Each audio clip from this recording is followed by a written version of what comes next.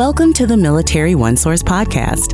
Military OneSource is an official program of the Defense Department with tools, information, and resources to help families navigate all aspects of military life.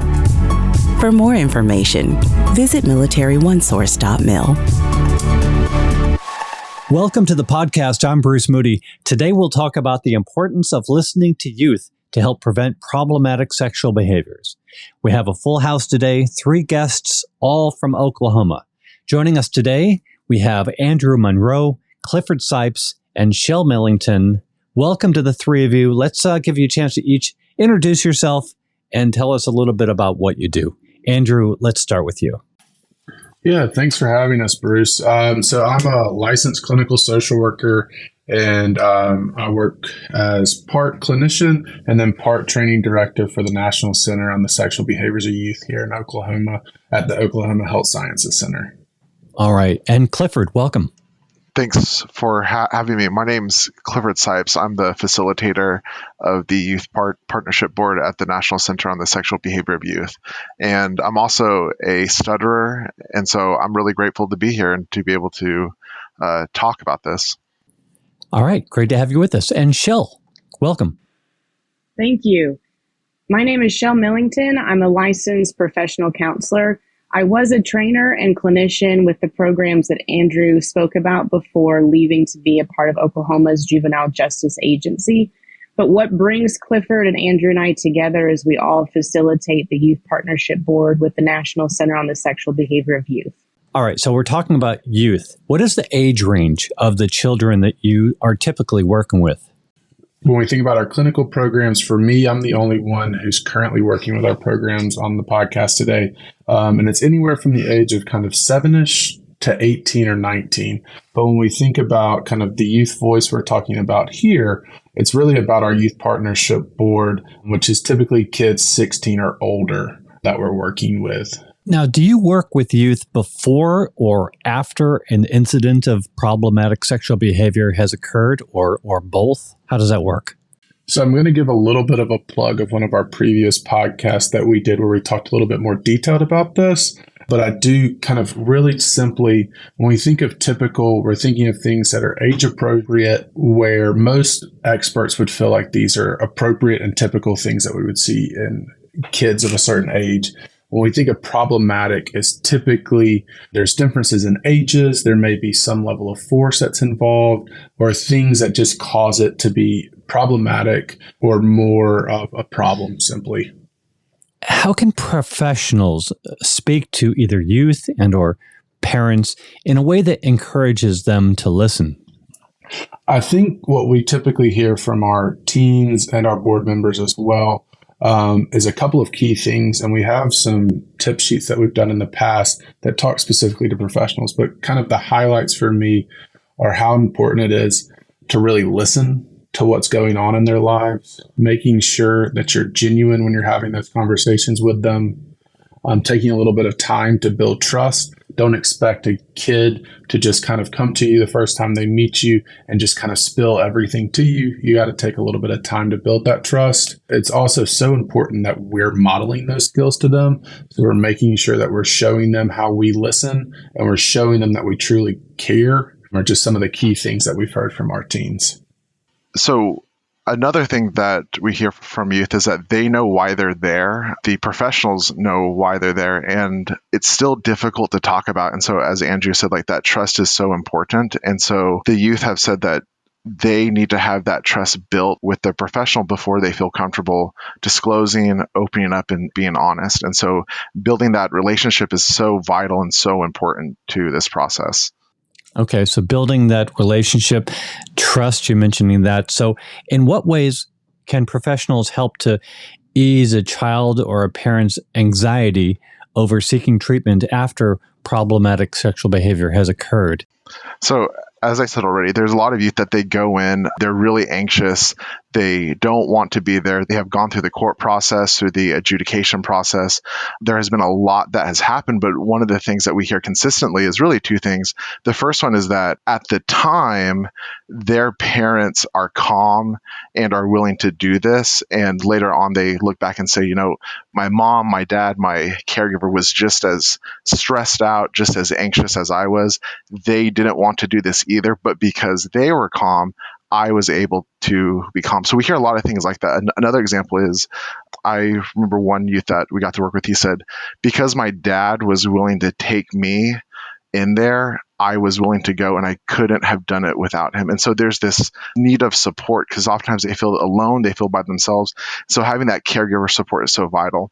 The second thing we hear a lot is there's something about the clinician or the professional when they meet them the first time, that if that professional is prepared and ready, engaging, thoughtful, authentic, they recognize that, and that trust, which is really difficult to build, it may not happen right away, but it starts being built right there if that professional comes ready, if they come prepared, and they come ready to meaningfully engage with them, but also, if more importantly, they understand where that young person is coming from and the things that they have recently experienced and the very intense thoughts and emotions that are going through their mind at that time. So how important is it for caregivers to be involved in the treatment of their child, and why? I think for me, I can speak from the kind of treatment perspective, and I'll leave the kind of youth board's thoughts to Clifford and Shell. But what we see in research and practice clinically is that just working with the kid, we can give some supports, we can give some help, but you just don't get the same outcomes as you do when you have the caregiver participate in treatment. And for me, it really, if you think about it, it makes a lot of sense. Typically, for us, we're seeing a kid for maybe an hour, maybe 2 hours a week, and their caregivers are with them the majority of the rest of their time. And it just kind of makes sense that if we can help the caregiver and their environment change as well and get the supports that they needed, outcomes are just that much better for families. So again, two thoughts come to my mind. The first one is that one of the things that I hear consistently is this idea of, my parents or caregivers found out what happened and what I did, but they chose to still love me. They chose to still be my parents in spite of this. And they talk about how important that is to them. The second one is there's another young man that we got to work with. And what he said was after the group sessions, him and his dad would talk about what they learned in group that week. And he always said that those conversations, they were really heavy. They were really difficult. It was about the things that they just learned that week. But later on, as the conversation went on, they would then transition to things that were going on at school, things going on with his friends, things that he was into, movies, video games. And what he said was those conversations about the heavy stuff, but then also the other stuff that was just as important to him, was really, really meaningful to him and made the difference because it made him feel normal. And he would go on to say that he was facing these big, unbelievable, life-altering situations, but because of those conversations, it made him feel normal. And he said that that's really what made the difference with him, between him and his parents. That's really powerful. How can professionals help caregivers to better understand their child? I think really even what Clifford's already talking about is helping them to remember what they went through when they were that age, kind of giving them their child's perspective, is remembering those issues that maybe seem small as an adult were just so important and powerful when we were kids, and that we have to remember that a lot of those moments are really impactful for our kids. So we have to make sure that we're helping them to kind of shift their perspective and understand what their kids are going through, and kind of putting themselves in their kids' shoes for a minute to help them gain that perspective. Got it. Regarding, though, just the power and the impact of listening, right? How can listening to what youth have to say help to prevent problematic sexual behaviors? So youth are truly the experts. So they're the population that we need to be heard when attempting to find avenues of prevention. And across the years, youth have shared a key of prevention of problematic sexual behavior are honest conversations about sex and sexuality. When we leave youth to their own ability to find answers, they find inaccurate messages. So we need to remember that open discussions with youth help create accurate messaging. So why are youth sometimes conflicted about approaching their parents about these subjects? So a quick little story.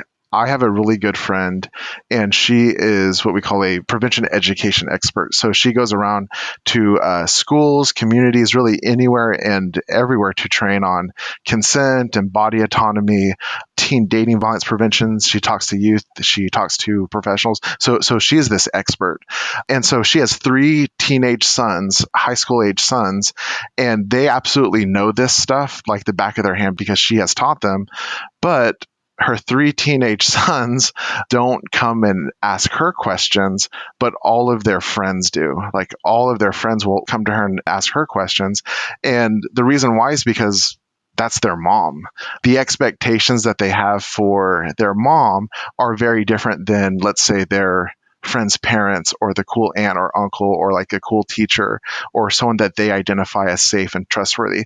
So I think it's really important to understand that we may play multiple roles in a young person's life, but each one of those roles has a different expectation that that young person has for that. An example would be, there's young people that I work with in my profession, but then when I go home, I'm a caregiver and a parent. Those are different expectations. And those young people, whether they're my children or not, have different expectations for me. And so I think it's important to understand that. So how can parents approach these hard conversations with their children in a way that makes their children feel that they're being heard? I think some of this Clifford talked about earlier when making sure that we're kind of creating an environment where our kids feel like they're being listened to. For me, so much of it is how do we show that we're listening? I always remember that I have 2 ears and 1 mouth for a reason. I should listen twice as much as I talk. But making sure that you're using some active listening skills. So looking at the person, if you're in an environment where that's safe, making sure that you're hearing it. And so potentially rephrasing what you've heard to make sure that you understand exactly what they're saying. And ultimately just trying to be genuine and open with your kids. I think for me, if we really know that we want what's best for our kids and we know it's important to hear what they're saying, that energy can just be seen and felt by our kids. So do children want their parents to just listen, or are they really looking to them for solutions to their problems?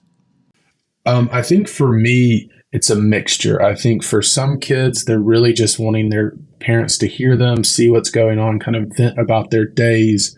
But when we see research and we look at kind of even if our kids are starting to focus more on their friends than they are on their family, for those really important decisions in life, they still look to their parents for guidance and seeing what they're doing in those situations, as well as coming to them to ask questions about what they should do. I know that we're touching on a topic that is of real interest to families, and I really appreciate you being with us today. And I just welcome you to share any final thoughts on this topic. Andrew, let's begin with you. There's a couple of things that are kind of those take-home messages for me. That one is a recognition that, like, for our families, especially that are a part of our military community, there is stress all around. And this is just, it may feel like this is adding one more thing to your plate. But what we're hoping is that this can really help you just take a couple of key things away to make sure that you're able to hear your kid in whatever situation that's going on, and that you're able to give them the support that they deserve from you. And for me, some of the things that are really important is trying to make sure that you can put yourself in someone else's shoes and kind of gain your teen's perspective. And then just as best as you can, show them how much you genuinely care about them. Because I think for me, I see tons and tons of different families every week. And the one thing that I know without hesitation is how much the caregivers I work with truly care and love their teens and their kids. And so just making sure that that genuineness is coming off in what you're doing for your kids. Wonderful. Clifford, what would you like to share? I would say for me, for parents or for any adult that has a young person in their life that they deeply care about, especially with topics like this, with prevention and educating on these really sensitive topics, the first one is never pass up an opportunity to educate. If there's ever an opportunity to have a meaningful conversation, never pass it off. Don't put it off. Just do it right then and there. Another thing I would add to it too is these conversations should, never be casual. It's awkward. It's uncomfortable.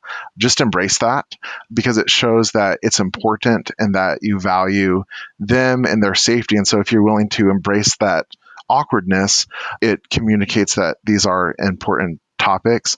And the last thing I'll share is that, there's times where I've seen where when youth want to talk and they're ready to talk and to listen to you, it's not always the exact time whenever the parent or the adult is ready to talk and to listen. And so there's times when you want to have the conversation, but they may not be quite ready or want to yet. And so let's say like at the dinner table, you bring it up and they're just like, I don't want to talk about it right now. But then as you're getting ready for bed, they come to you and they're saying like, okay, I want to talk there. And you're sleepy, you're tired. I'd say, just try to find all the opportunities that you can for when they come to you with questions. Just always embrace those. Wonderful. And Shell Millington, we're going to give you the last word. I think what Andrew and Clifford said are beautiful to summarize our takeaways. The only thing I would add is that you matter. So youth have consistently shared the importance of being genuine, regardless of who you are and what that relationship is like. So a takeaway for me that I hope that you can leave with is the more we can embody genuine connections, the more we are equipped to be a catalyst of comfort and growth. Well, thank you to the three of you for being with us today and going over this very important topic. And we have a lot more information in the program notes. Go and check them out. Links to other podcasts on this topic. Just a wealth of information. And we really are so grateful for you being with us today. Want to remind you that Military OneSource is an official resource of the Defense Department, and we want to hear from you.